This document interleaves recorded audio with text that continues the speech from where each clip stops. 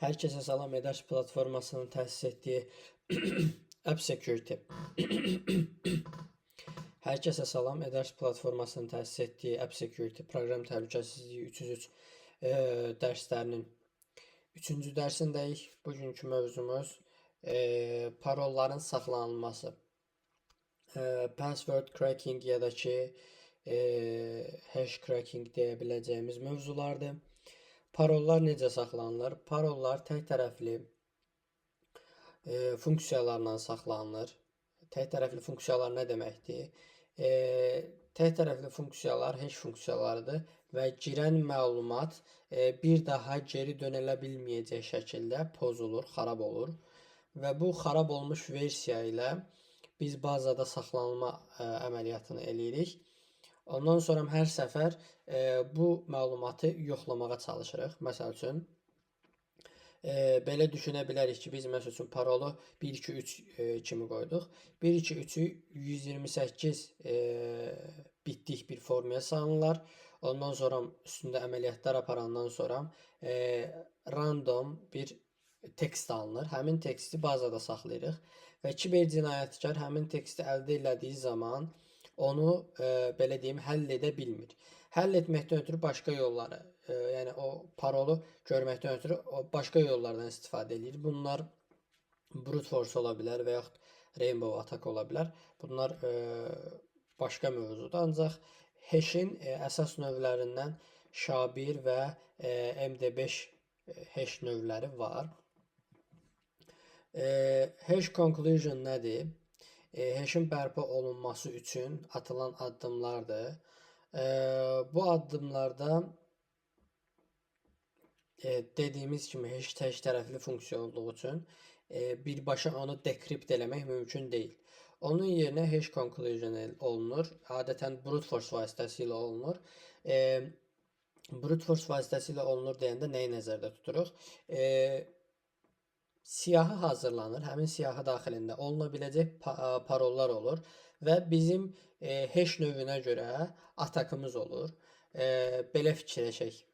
Bir qapı var. Həmin qapının açar yerini görürük və əlimizdə də çoxlu açarlar, ora uya biləcək açarlar var və açarları tək-tək o qapıya salıb hansı açarın o qapının açarı olduğunu tapmağa çalışdığımız bir versiyadır.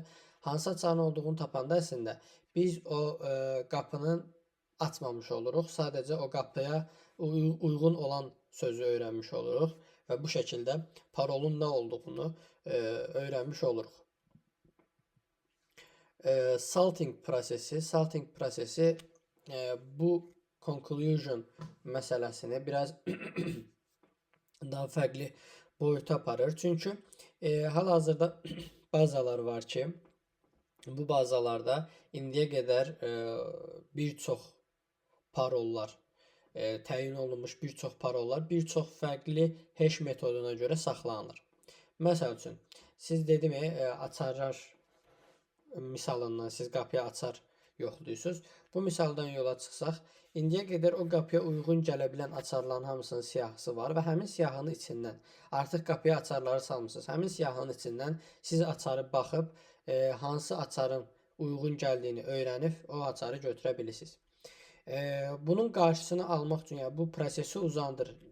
Bu prosesin müddətini qısaldır. Niyə? Çünki əvvəlləri elədiyiniz bir aksiyoma var idi. Siz hər açarı yoxlamaq məcburiyyətində idiniz. Artıq ona ehtiyac yoxdur. Sadəcə axtarıb tapa biləcəyiniz bir siyahı üstündən axtarış eləyə bilirsiniz. Bu isə tamamen koderin məsuliyyəti altındadır. Məsəl üçün, belə deyim, bir proqram yazırsınız, orada login məsələsi var və bu zaman istifadəçi daxil olanda parolu təhlükəsiz qoyub qoymamağı istifadəçinin məsuliyyətidir. Ancaq o parolu təhlükəsiz saxlayıb saxlamamaq koderin məsuliyyəti altındadır. Salting bu müddəti uzatmaq üçün istifadə olunan bir metoddur. Yəni bizim bayaq dediyimiz qaydada birbaşa siyahıdan seçməmək üçün aparılan metoddur. Bu metod necə aparılır? Parollar cədvəlinin yan tərəfində random rəqəmlərdən və hərflərdən ibarət olan bir sütun təyin olunur. bu sütunun uzunluğu nə qədər uzun olsa, bizim üçün o qədər yaxşı olacağı bunu qeydə almaq da bu sütunun nə qədər uzun olsa, o qədər təhlükəsiz olacağını da qeyd etmək istəyirəm. Bu sütunda qeyd olunan rəqəmləri istifadəçi login olunan zaman öz paroluna əlavə olunur və bu şəkildə yoxlama aparılır. Məsəl üçün 123 mənim parolumdur. Bu parolu daxil olduğum zaman HDF databazadakı ilə yoxlamaq lazımdır. Bu yoxlama prosesindən öncə dediyim bu salt, yəni duz da tərcümə edə bilərik. Ancaq bu salt sütununda olan random rəqəm götürülür və mənim paroluma əlavə olunur. Artıq mənim parolum 123 deyil, 123 və o random rəqəmlərdən ibarət uzun bir parola çevrilmiş olur. Registrasiya bölümündə də eyni şəkildə istifadəçi register olduğu zaman bu salt əlavə olunur. Ondan sonra o parol heşlənir və databazada saxlanılır. Bu salt nə işə yarayır? Salt bizim hacklənməyimizin qarşısını almır. Əgər applicationımız hacklənsə, databazamız çölə daşınsa, bütün bu daşınan məlumatların təhlükəsizliyinin təmin edilməsini və yaxud atakerin, hücumçunun bu işləri, yəni bu bazaları əldə etdiyi zaman onun işini çətinləşdirmək üçün olan bir metoddur. Bu çətinləşmə hansı qaydada aparılır? Bax, bunu biraz incələmək lazımdır. Əgər biz saltı, mən demişdim nə qədər uzun tutsa o qədər yaxşı olar. Əgər biz saltın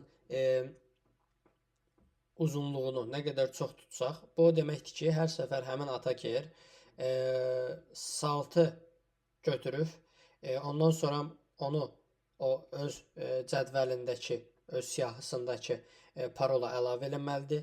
Ondan sonra o parol vasitəsilə həmin saltı birləşdirib yenidən parolu yoxlamalıdır və hər səfər uzun bir məlumatın heşinin alınması addımları çoxalır.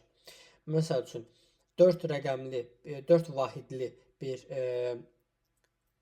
ədədin, 4 vahidli bir stringin heşinin alınması burada bir yerdə olsa cədvəldə, 5 vahidli buradadır, 6 vahidli buradadır və bizim uzatdıqca bu əslində hiperbola kimi səhv eləmirəmsə artır və bir müddət sonra artıq atakerin özünün kompüterinin qızmasına və brute force eləyən zaman bəlkə də video kartının yanmasına səbəb ola biləcəyimiz bir situasiyaya gətirib çıxarır.